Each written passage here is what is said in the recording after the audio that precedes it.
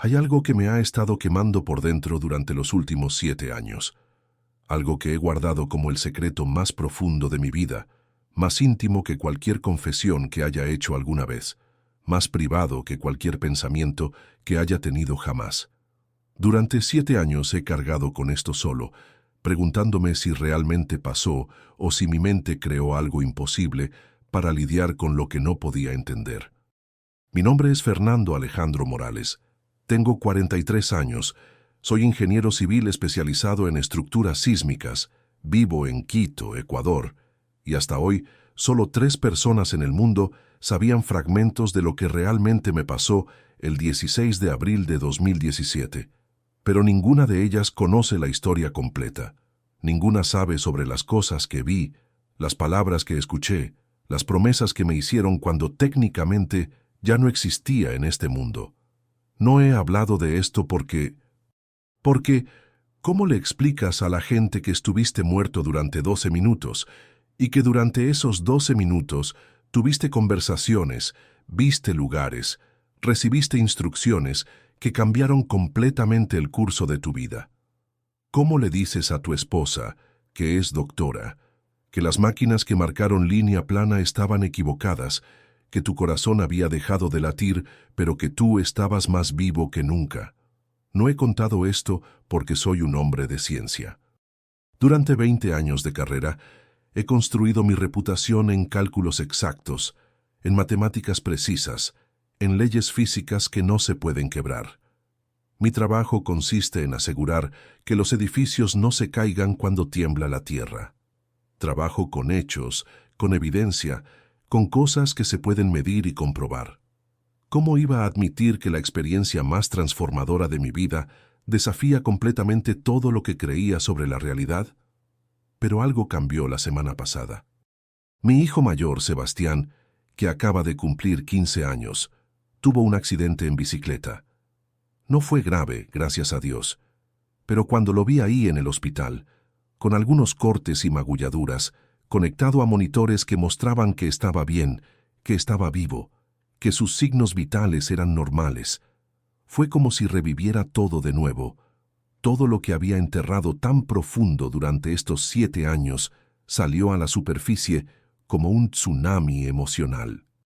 Esa noche, después de que trajimos a Sebastián a casa y se durmió en su cuarto, mi esposa Mónica me encontró sentado en la cocina a las 3 de la madrugada, llorando de una manera que no había llorado en años.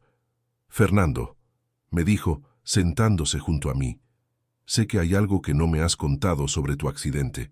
Durante estos 7 años, cada vez que alguien menciona lo que pasó, te pones tenso, cambias de tema, te alejas. ¿Qué fue lo que realmente pasó en ese hospital? ¿Qué es lo que no me has dicho?». Y en ese momento, después de 7 años de silencio, supe que ya no podía seguir guardando esto solo. Supe que tenía que contarlo, no solo por mi sanidad mental, sino porque tal vez había llegado el momento de que cumpliera la promesa que había hecho cuando volví de donde sea que estuve durante esos 12 minutos. Pero tengo que empezar desde el principio, desde el lugar donde todo cambió para siempre.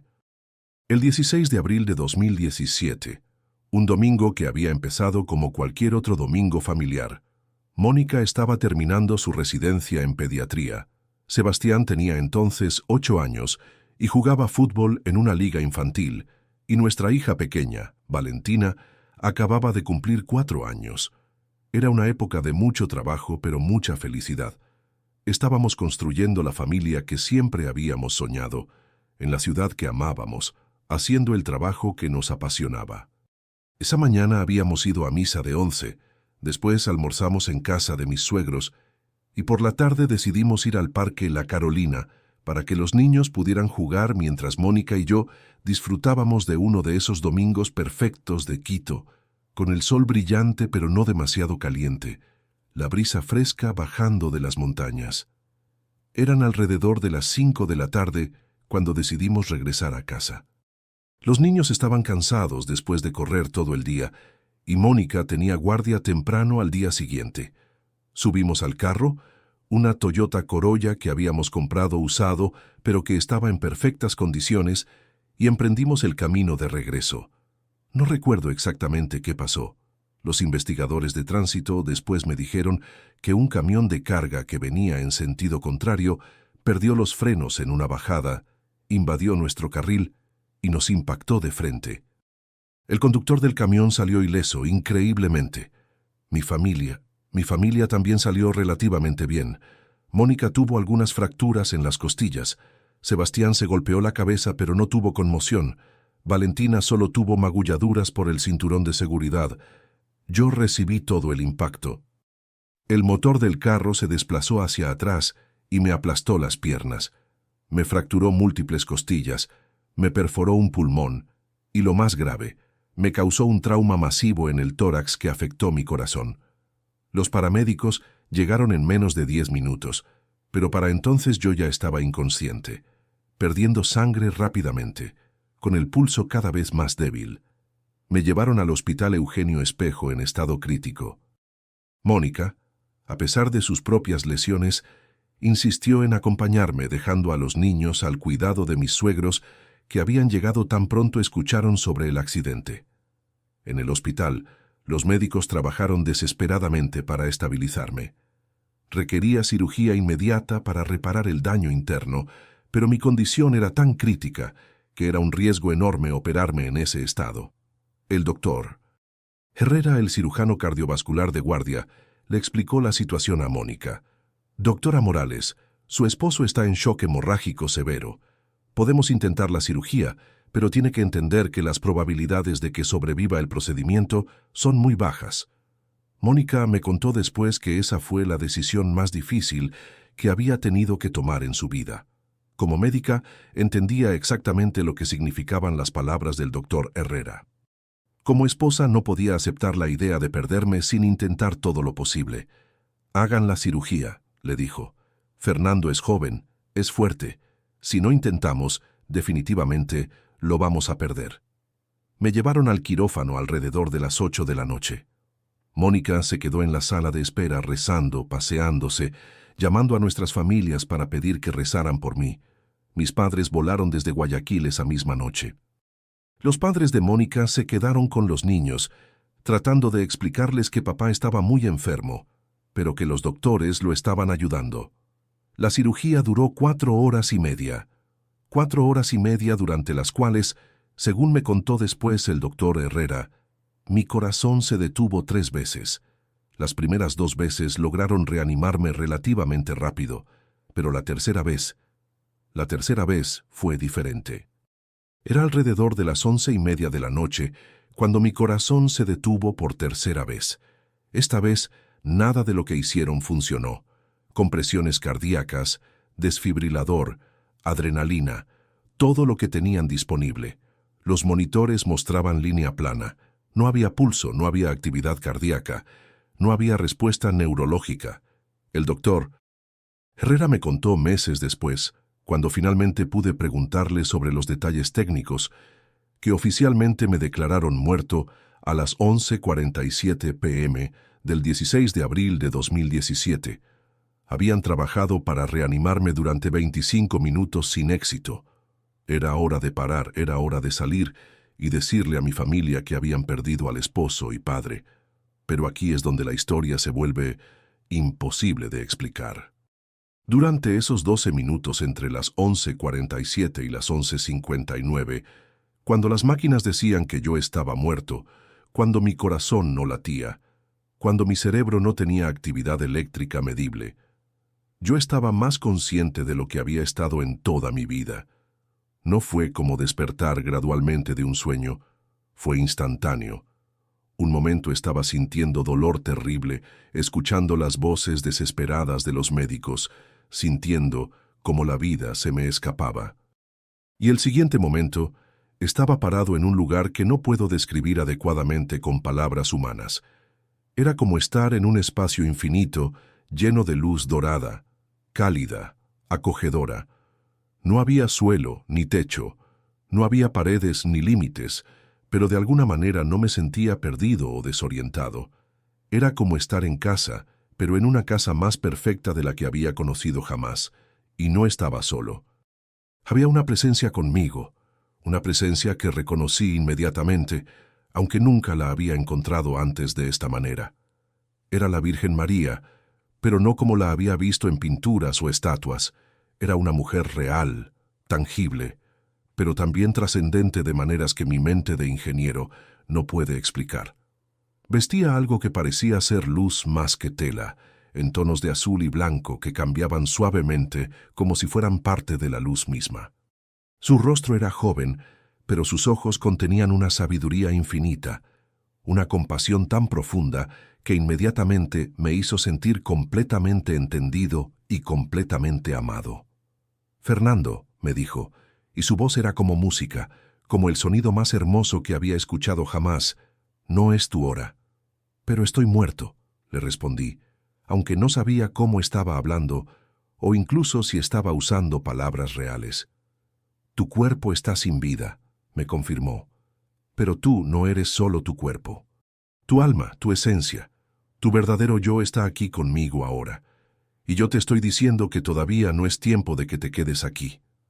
Me mostró entonces algo que me dejó sin palabras, si es que se puede estar sin palabras en un lugar donde tal vez las palabras no existen de la manera normal.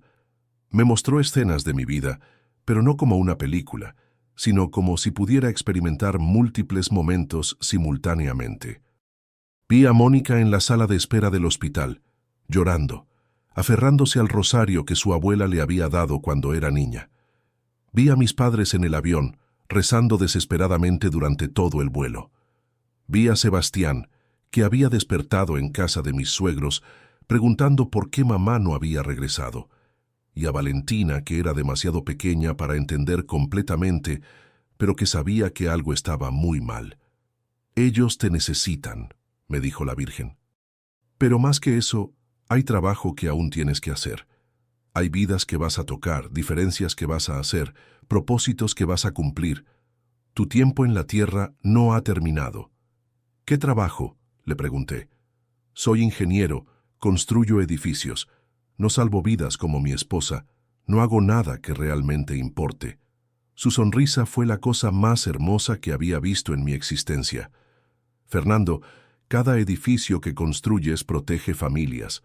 Cada estructura que diseñas resguarda vidas. Pero más allá de eso, vas a usar esta experiencia para ayudar a otros que están perdiendo la esperanza. Vas a ser testigo de que la muerte no es el final, de que hay más vida de la que pueden ver con sus ojos físicos». Me habló entonces sobre cosas específicas que iban a pasar en mi vida, cosas que en ese momento no tenía manera de entender, pero que se han cumplido exactamente como me las describió. Me dijo que iba a tener otro hijo, un hijo que nacería con desafíos especiales, pero que sería una bendición extraordinaria para nuestra familia. Me dijo que Mónica iba a especializarse en cardiología pediátrica después de mi experiencia. Me dijo que yo iba a cambiar mi enfoque profesional hacia proyectos que ayudaran a comunidades vulnerables. «Pero hay algo más importante que todo eso», me dijo, y su expresión se volvió más seria, más urgente. «Vas a encontrar personas que están pasando por experiencias como la tuya, experiencias que el mundo no entiende o no acepta. Vas a ayudarlas a entender que no están locas, que lo que han vivido es real, que tienen un propósito que viene de haber visto más allá del velo». «¿Cómo voy a hacer eso?», le pregunté. «¿Quién me va a creer si les cuento que hablé contigo mientras estaba muerto?». «No todos te van a creer», me respondió. «Pero los que necesiten escuchar tu testimonio van a reconocer la verdad cuando la escuchen, y cuando llegue el momento correcto, vas a saber exactamente qué decir y a quién decírselo». Después, me hizo una pregunta que me sorprendió. «¿Estás dispuesto a regresar? Regresar significa dolor físico durante meses, significa procesamiento emocional difícil, significa cargar con un secreto que va a ser pesado hasta que llegue el momento de compartirlo. Puedes elegir quedarte aquí conmigo, en paz perfecta, y reunirte con tu familia cuando llegue su tiempo natural, o puedes elegir regresar y cumplir el propósito que te estoy mostrando». No tuve que pensarlo mucho. La imagen de mi familia en dolor, la promesa de ser útil de maneras que aún no entendía completamente, la oportunidad de ser testigo de algo más grande que yo mismo, todo eso me hizo querer regresar, sin importar el costo personal. «Quiero regresar», le dije. «Entonces regresarás», me respondió. «Pero recuerda esto, durante los momentos más difíciles de tu recuperación, durante los días cuando dudes de si esta experiencia realmente pasó, durante las noches cuando el dolor físico o emocional sea demasiado, recuerda que fuiste elegido para algo especial. Recuerda que el amor que sientes de mí ahora mismo nunca te va a abandonar, aunque no siempre puedas sentirlo tan claramente». La última cosa que me dijo antes de que todo cambiara fue: «Cuando llegue el momento de compartir esta experiencia, vas a saber que es el momento correcto, y cuando lo hagas, no va a ser por ti, sino por todos los que necesitan escuchar que la muerte no es el final, que el amor es más fuerte que cualquier cosa que puedan enfrentar en la vida». Entonces, tan abruptamente como había llegado a ese lugar de luz, estaba de vuelta en el quirófano. Pero no gradualmente, no como despertar. Fue como ser lanzado de vuelta a mi cuerpo con una fuerza tremenda. Lo primero que sentí fue dolor. Dolor físico intenso en el pecho, en las piernas, en todo el cuerpo. Pero también algo más, una sensación de pérdida profunda, como si hubiera dejado atrás el lugar más hermoso que había conocido jamás, para regresar a un mundo que de repente se sentía pesado, denso, limitado. Lo segundo que escuché fueron las voces de los médicos, llenas de asombro y confusión. «Tiene pulso. ¿Cómo es posible? Llamemos a la familia, rápido». «No lo entiendo. Llevaba 12 minutos sin signos vitales». El doctor Herrera me contó después que en sus 20 años de cirugía cardiovascular nunca había visto a alguien regresar espontáneamente después de tanto tiempo sin actividad cardíaca, especialmente sin daño neurológico. «Fernando», me dijo, «médicamente hablando, lo que te pasó es imposible. Debería haber daño cerebral severo después de 12 minutos sin oxígeno. Pero todos tus exámenes neurológicos son completamente normales. Mi recuperación física tomó meses, múltiples cirugías para reparar mis piernas, fisioterapia intensiva, semanas de rehabilitación cardíaca, pero la recuperación emocional y espiritual, esa ha tomado años, y en cierto sentido todavía está en proceso. Las primeras semanas después del accidente fueron las más difíciles, no solo por el dolor físico, sino por la confusión emocional de haber experimentado algo tan extraordinario y no poder compartirlo con nadie. ¿Cómo le explicas a tu esposa médica que hablaste con la Virgen María mientras estabas clínicamente muerto? ¿Cómo le dices a tus padres católicos devotos que viste el cielo sin sonar como si hubieras tenido alucinaciones por falta de oxígeno? Intenté contárselo a Mónica varias veces durante esos primeros meses. Empezaba a mencionar que había tenido experiencias extrañas durante la cirugía, pero cada vez que veía su expresión, esa mezcla de preocupación médica y miedo de que hubiera sufrido daño cerebral, me detenía. Era más fácil decir que no recordaba nada, que todo era confuso, pero las promesas que la Virgen me había hecho empezaron a cumplirse exactamente como me había dicho. 3 meses después de mi accidente, Mónica descubrió que estaba embarazada. Los doctores nos dijeron que había una alta probabilidad de que el bebé tuviera síndrome de Down. En lugar de verlo como una tragedia, yo sabía que era exactamente lo que la Virgen me había prometido. Una bendición especial. Nuestro hijo Diego nació con síndrome de Down y ha sido la luz de nuestras vidas durante estos últimos 6 años. Su alegría constante, su amor incondicional, su manera de ver el mundo con ojos completamente puros, ha transformado no solo a nuestra familia, sino a todos los que lo conocen. Mónica también cambió su especialización exactamente como me había dicho la Virgen. Después de ver mi experiencia en el hospital, después de presenciar la increíble dedicación del equipo de cardiología pediátrica que cuidó de Diego cuando nació, decidió especializarse en esa área. Ahora es una de las cardiólogas pediátricas más respetadas del país. Y mi trabajo también cambió gradualmente. Empecé a enfocarme más en proyectos de vivienda social, en estructuras que protegerían a familias de bajos recursos de terremotos y desastres naturales. Era como si tuviera una comprensión más profunda de lo preciosa que es la vida, de lo importante que es protegerla de todas las maneras posibles. Pero la parte más difícil de estos 7 años ha sido el secreto: cargar con una experiencia tan transformadora y no poder compartirla completamente con las personas más importantes de mi vida. Había momentos, especialmente durante los primeros años, en que dudaba de mi propia cordura. ¿Realmente había pasado? ¿O mi cerebro había creado una experiencia elaborada para lidiar con el trauma de estar tan cerca de la muerte? Pero entonces pasaban cosas que me confirmaban que todo había sido real. Pequeños milagros, coincidencias imposibles, momentos de gracia que parecían venir directamente de la promesa de la Virgen de que nunca me abandonaría su amor. Como la vez hace 3 años, cuando conocí a un hombre en una cafetería que estaba claramente en crisis emocional profunda. Sin saber por qué, me sentí impulsado a acercarme a él. Resultó que acababa de perder a su esposa en un accidente y estaba contemplando el suicidio.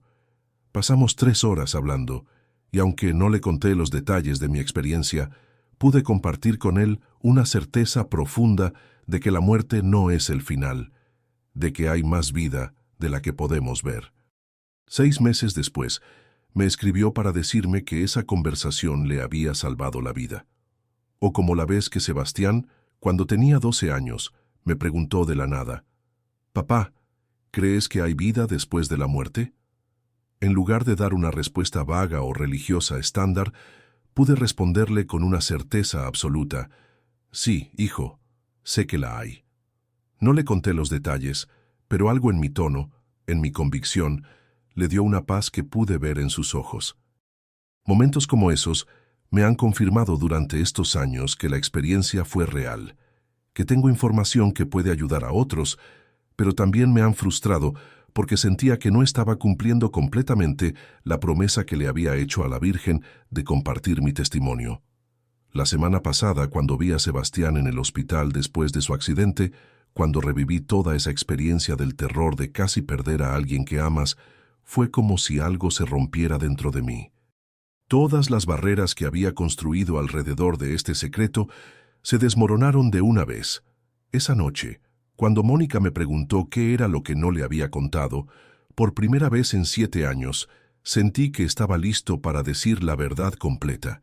Le conté todo, la experiencia completa, desde el momento en que mi corazón se detuvo hasta el momento en que regresé. Las conversaciones con la Virgen, las promesas que me hizo, las instrucciones que me dio.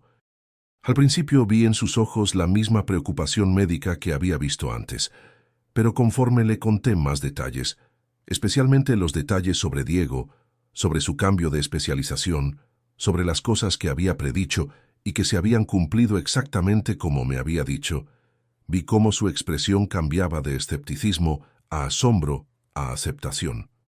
«Fernando», me dijo cuando terminé, «como médica, todo en mí quiere decir que esto fue una alucinación causada por falta de oxígeno al cerebro.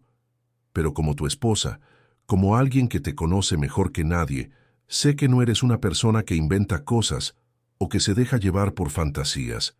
Y los detalles que me estás contando, las cosas que supuestamente te dijeron y que después pasaron exactamente así, eso no se puede explicar como alucinación».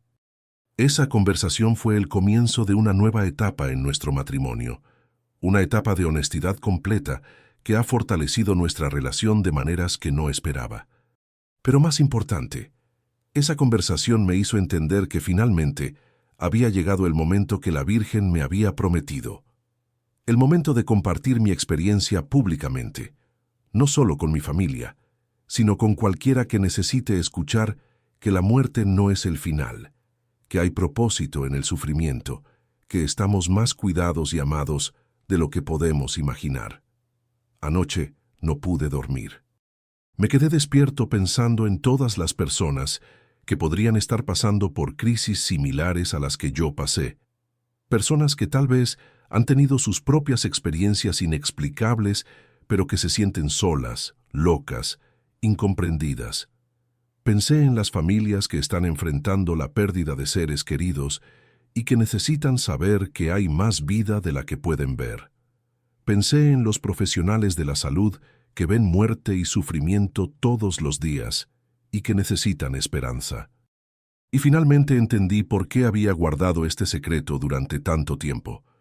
No era solo miedo o vergüenza, era porque necesitaba tiempo para procesar completamente lo que había vivido, para entender las implicaciones, para ver cómo se manifestaban las promesas que me habían hecho. Necesitaba llegar al punto donde pudiera compartir la experiencia no como alguien que está confundido o buscando atención, sino como alguien que ha tenido 7 años para ver cómo una experiencia extraordinaria se traduce en vida ordinaria transformada. Esta mañana, cuando desperté, supe con la misma certeza que sentí cuando estaba con la Virgen que había llegado el momento de cumplir completamente la promesa que le había hecho. No solo de vivir de manera diferente por haber tenido esa experiencia, sino de compartirla con otros que necesitan escuchar que no están solos, que hay más misterio y más amor en el universo del que la mayoría de nosotros puede percibir. Me declararon muerto durante 12 minutos el 16 de abril de 2017, pero durante esos 12 minutos estuve más vivo de lo que había estado jamás. Y la Virgen María me dijo, no es tu hora, no solo para salvar mi vida, sino para que pudiera regresar y cumplir un propósito que ahora finalmente estoy listo para abrazar completamente. Si estás escuchando esto y has tenido tu propia experiencia que no sabes cómo explicar o compartir, quiero que sepas que no estás loco, que no estás solo, que hay más personas de las que crees que han visto más allá del velo y que entienden exactamente lo que has vivido.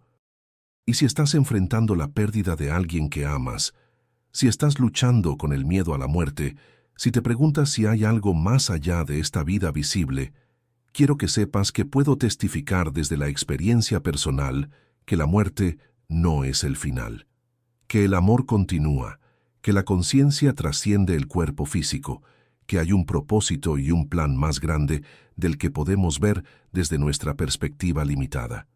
Este es mi testimonio. Esta es mi verdad. Y después de 7 años de silencio, finalmente he encontrado el valor para cumplir la promesa que hice cuando regresé de donde sea que estuve durante esos 12 minutos extraordinarios.